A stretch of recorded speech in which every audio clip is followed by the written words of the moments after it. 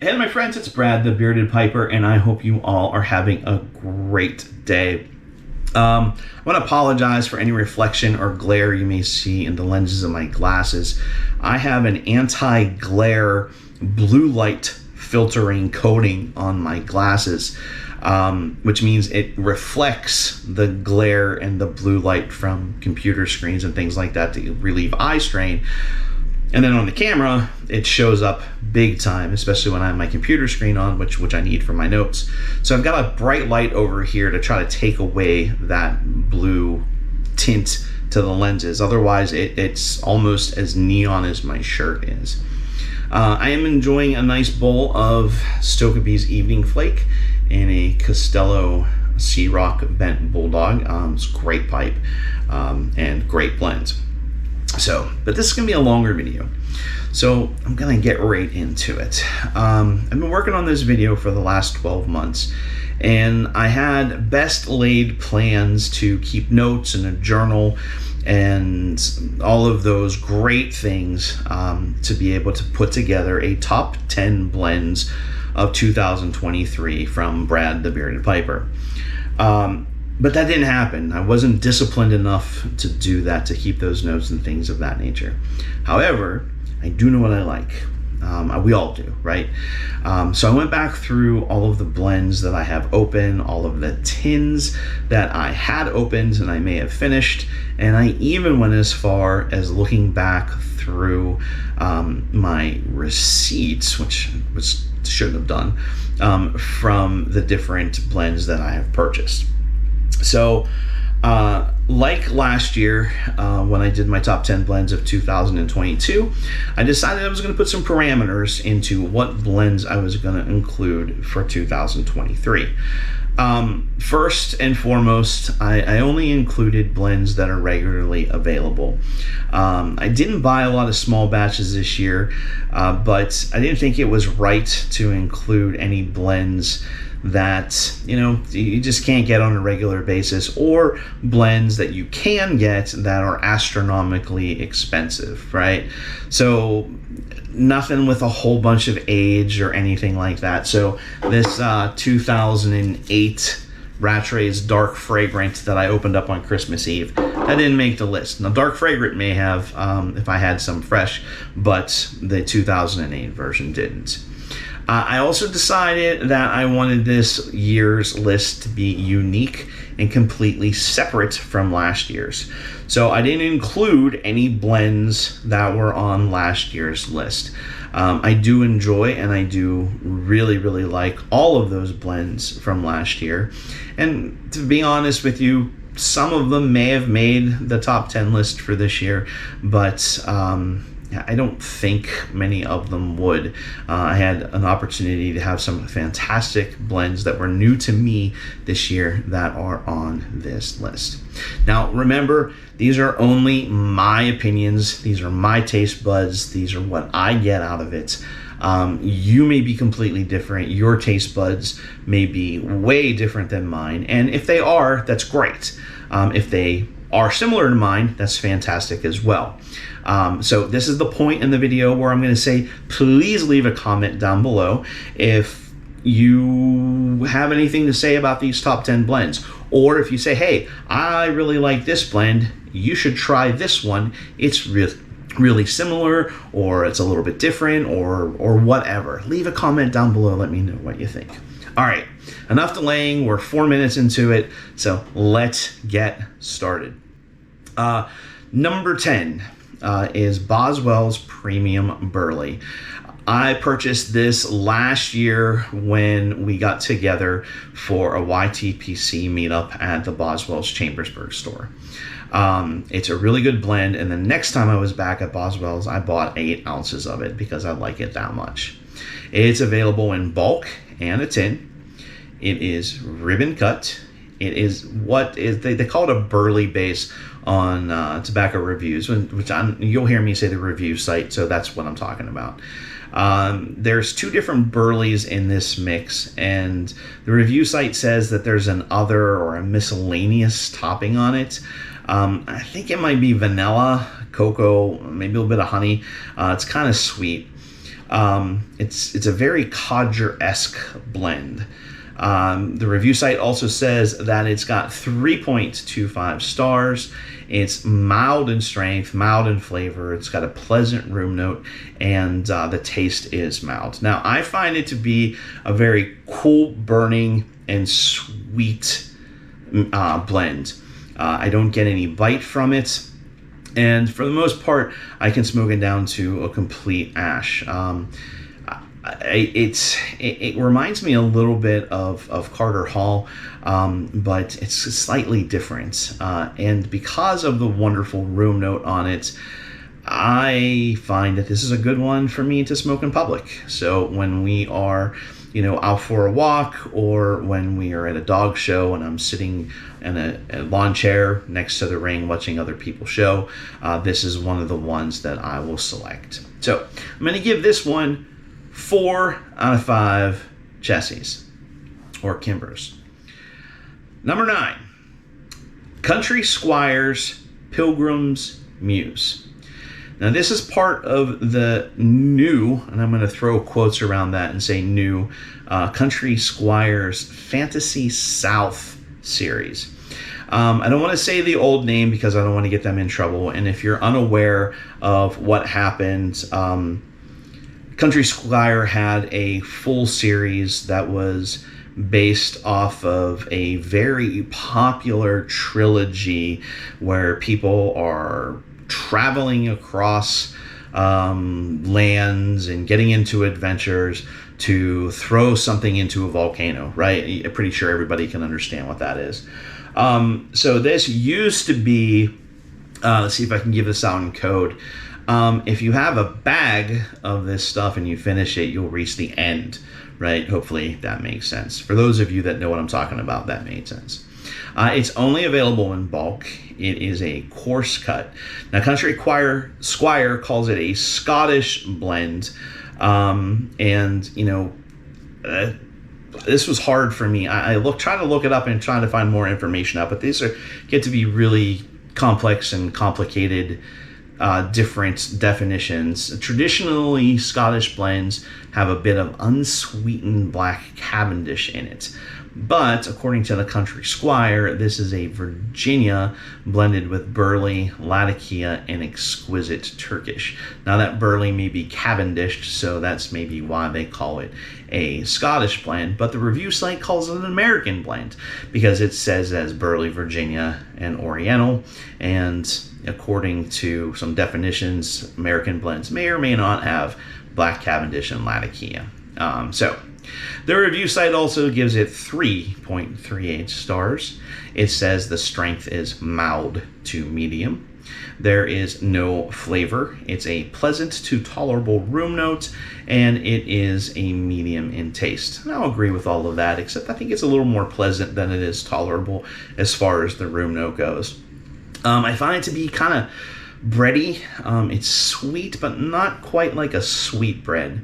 The Latakia is definitely in the background, and it gives a little bit of a sour, smoky note to the taste. There's no bite, and I can find that this is an all-day smoke for me. And I'm going to give this one 4 Kimbers. All right, number 8, another Boswell's blend, and it is Old School. This one I picked up in the spring of this year when we did when I participated in the second YTPC meetup at Chambersburg, and it's pretty good stuff. Now, this one's available in bulk and a tin. It's a ribbon cut. It is Burley based. Now, they say it's a Burley with some Virginia to add a little sweetness. Kind of like half and half, right? I can't find it on tobacco reviews, but that doesn't mean that it's not on there. I find sometimes that things are listed kind of strange, and I usually Google it with the word review, and then I can pull it up that way. But I wasn't able to do that with the Old School. So I'm going to say that it's mild as far as strength goes. There's no official flavoring on it. Boswell's website says that it's a non-aromatic, but but there might be something there. It's got a pleasant room note, and it's a mild taste. And because of that, it's another blend that I think is great for smoking in public for me. So this is another one that I'll choose if we're going to be out and about. It's a little nutty. It's a little bit of a sweet chocolate to it. And again, I kind of like half and half, but for me, it's a lot better. I'm going to give this one 4 Kimbers. Number 7, Cobblestone Brick Kentucky Plug. Now this one's only available in a tin, and despite it being called a brick and a plug, it's a crumble cake. It is Burley based because dark fired Kentucky is a processed Burley. It's Virginia and dark fired Kentucky. The review site gives this one 4 stars. The strength is medium to strong. I have a tendency to lend closer to the stronger side. There's no flavoring on it. The room note is tolerable, and the taste is medium to full.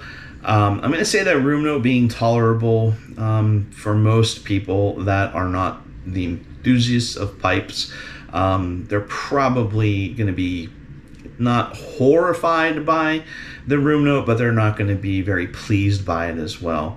And I definitely think, if I haven't already said this, the taste is definitely closer to full than it is medium. Now, my thought is it's better for me. I enjoy it more than H&H Old Dark Fired because it's a little bit sweeter, and I think it's because there's some Virginias in there. The Dark Fired Kentucky definitely takes over. I think for me, it tastes a little smoky, woody, sweet, and a tad bit spicy, kind of like a barbecue spice. The Nick hit, because of the Dark Fire Kentucky, it's not too bad for me, but it's definitely not an all-day smoke as well. It's in a medium-sized pipe, it's fine. I think anything much bigger than a medium-sized pipe, and I may get a little bit of the spins. But I'm going to give this one 4 Kimbers as well. It's 4 out of 5. Number 6, Samuel Gawith's Balkan Flake. Now this one is a bit deceiving. So I will tell you that it is available in bulk and a tin. It is a flake, obviously. That's why they call it Balkan Flake. But despite being called Balkan Flake, this is not a Balkan blend. It is an English blend because there are no Orientals in it. The reason it's called Balkan Flake is because the Virginias are grown in the Balkan region, and it's very deceptive as far as I'm concerned. I assumed that it was a Balkan blend, and then I can't taste that Oriental flavoring in there that I really enjoy. But this blend stands on its own as a fantastic flake. And there's Virginia and Latakia is what makes up the blend. The review site gives it 3.22 stars. The strength is mild to medium, no flavoring, the room note's tolerable, and the taste is pleasant. Now, I'm going to go back and say, as far as the room note goes, it's probably a little more tolerable than what the Cobblestone Brick Kentucky Plug is. And the taste is definitely medium. It's not overpowering at all. I think it's a very sweet blend. The Latakia brings a little bit of smokiness and a touch of like a tart or a sour note for me. And this is one that I think you can age. The Virginias will age well. The Latakia will lose its oomph if you let it age for too long. But remember, this is a Samuel Gawith, so it's in one of those rectangular tins. So I recommend that you jar it as soon as you can to avoid a premature failure on the seal of the tin. I've actually had that happen with some of the tins that I pulled out. I lost a whole tin of, let's see what it was. It was another Samuel Gawith blend. Oh, Fire. Was it Fire? No. Anyway, you know what I'm talking about. It will easily lose its seal, and you could really have a lot of very dry tobacco. So I'm going to give this one another 4 out of 5 Kimbers. Number 5, Hearth and Home Daybreak. Now this one just edged its way onto my list, and it's pretty high up there. I did a video a few weeks back. A viewer named Brian sent me a wonderful gift with some pipes and some blends. And the Hearth and Home Daybreak, he sent me 7 ounces of bulk. And man, let me tell you something, this stuff is wonderful. It is available in a bulk and a tin. It's ribbon cut. It's a solid English blend. There's Virginia, Latakia, and Orientals in it. The review site says it gets 3.23 stars. It's mild to medium in strength. There's no flavoring on it. It's pleasant to tolerable room notes, and it's mild to medium in taste. I think it's right in there with closer to the mild than the medium as far as taste goes. Now this blend came about when Dunhill stopped making early morning pipe, and the New York Pipe Club reached out to Hearth and Home, possibly Russ Ouellette, and asked if they could come up with something to mirror EMP. They put together a bunch of different samples, and they ended up with this Daybreak. The New York Pipe Club fell in love with it, and Hearth and Home decided to put it out as a regular blend to the public. It's a lot like EMP, early morning pipe, but I actually prefer this Daybreak over early morning pipe, which is saying a whole lot because I really do like EMP. It's got a little bit of a sweet tart taste. I think it might be a little bit sweeter than EMP. That might be one of the reasons why I like it better. Latakia is in the background, and there's just enough spice for you to know that it's there. It burns cool, and I have smoked this as an all-day smoke. This one's getting 5 out of 5 Kimbers. Now number 4 is Newminster's number 400 Superior Navy Flake. I did a video on a Newminster blend a while back, and I told the history of it. Just a real quick synopsis of Newminster. There was a cigar company, I can't remember the name of it off the top of my head, and Stokkebye was part of his, like he made blends for them.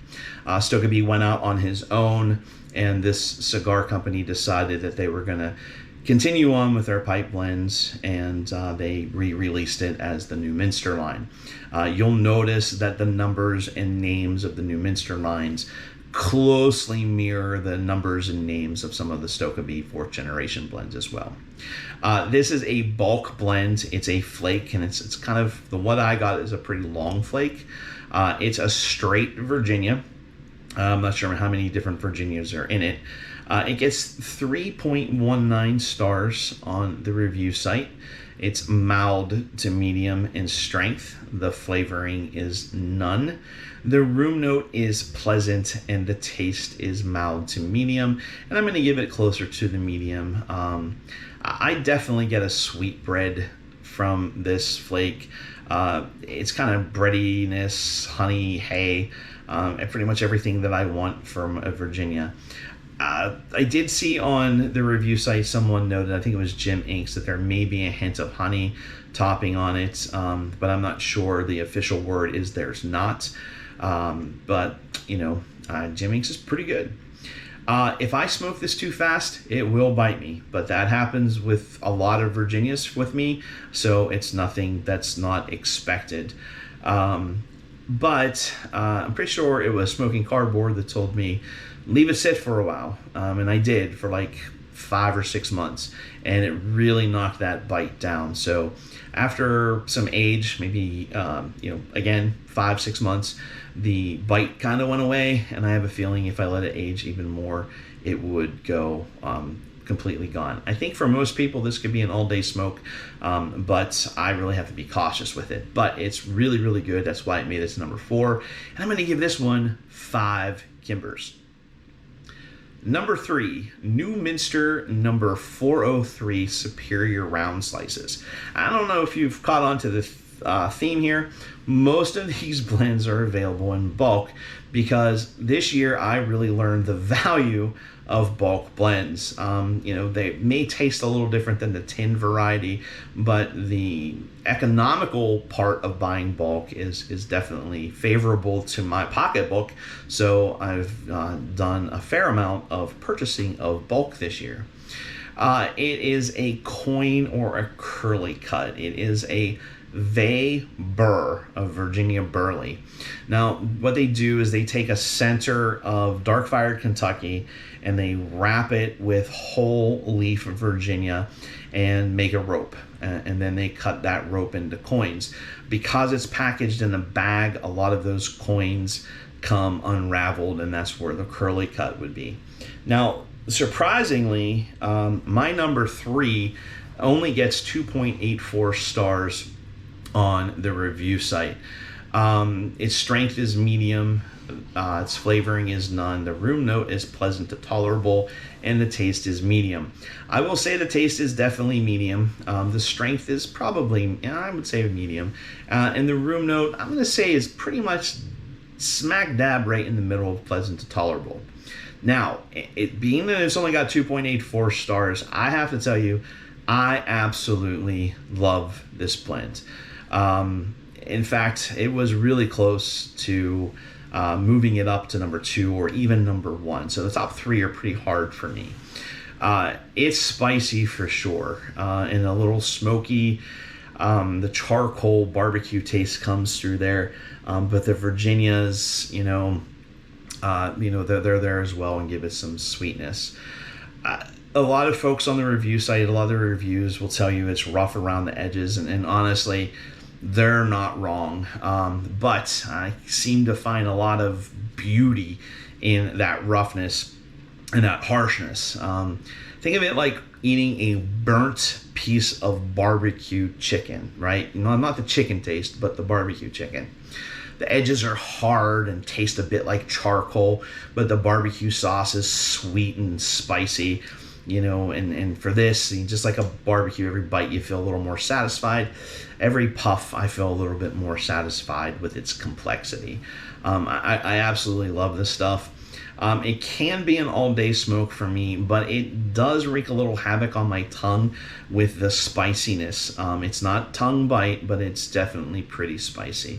I'm going to give this one 5 out of 5 Kimbers. Number 2. Erik Stokkebye's 4th generation Evening Flake, and that is what I'm enjoying right now. It again is only available in bulk. It is a flake. It's a vapor of Virginia Perique, and it is a golden Virginia and a touch of Perique is how it's described on the review site, and that's probably about right. It's 3.31 stars. Its strength is mild to medium. I'm going to give it probably closer to medium than mild. That's strength. So we're going to go with it's pretty mild. Flavoring, there's none. The room note's pleasant, and I will agree with that. And the taste is mild to medium, and this is where I'm going to say it's a little bit closer to medium than it is mild. You can definitely taste it. This is what I love about most pipe blends. This really tastes. You get those nuances of the tobacco out of there. Now, it reminds me a little bit of Aura Golden Slice, but better. Now, I know that's going to be a no thing to say, but Aura Golden Slice for some reason gives me a headache, and this stuff is a lot less expensive, and quite honestly, I think it's a lot better. It's sweet and bready and a little tart, and the tartness is not really there. And there's just a tad bit of spiciness from the Perique. This is one of the ones that I was turned on to from Justin and Nate over the Pipes, Pours, and Pals podcast. And again, they were spot on. This stuff is great. It's easy to rub out. It smokes cool. It doesn't bite me. And there's a little bit of a spice from the Perique, but not a stinging amount. It's absolutely an all-day smoke for me. In fact, this last time that I went to our corporate office for the week, I don't think I opened up any of the other blends I took. I think that's all I smoked all week was this Evening Flake. So this one's definitely getting 5 out of 5 Kimbers. Now, number one is going to surprise a lot of people when I get into some of the things that I'm going to say about it. This is, again, another Newminster. It's number 306, English Oriental. It's only available in bulk. It is a ribbon cut, and it is an English blend. Now, they're pretty cool about this English blend and when they tell you what's in it. It's African Virginia, the Black Cavendish, Mexican Burleys, Cyprian Latakias, and a mild, spicy Turkish Samson grown on the coast of the Balkan Sea, right? How cool is that? That's pretty specific. It gets 3.21 stars on the review site. Its strength is mild to medium. There is no flavoring. The room note's pleasant to tolerable, and I'm going to lean closer to pleasant for an English blend than tolerable, and I think it's because of that Black Cavendish. And the taste is medium. The taste is wonderful. My thoughts, all right, here we go. It's taken the place of Father Dempsey for me as my absolute favorite English blend. I think the Black Cavendish really helps sweeten the blend and kind of mellow it out. It's a very complex mixture. At least it is for me. It's slightly spicy sweetbread with a hint of some sort of nuttiness, right?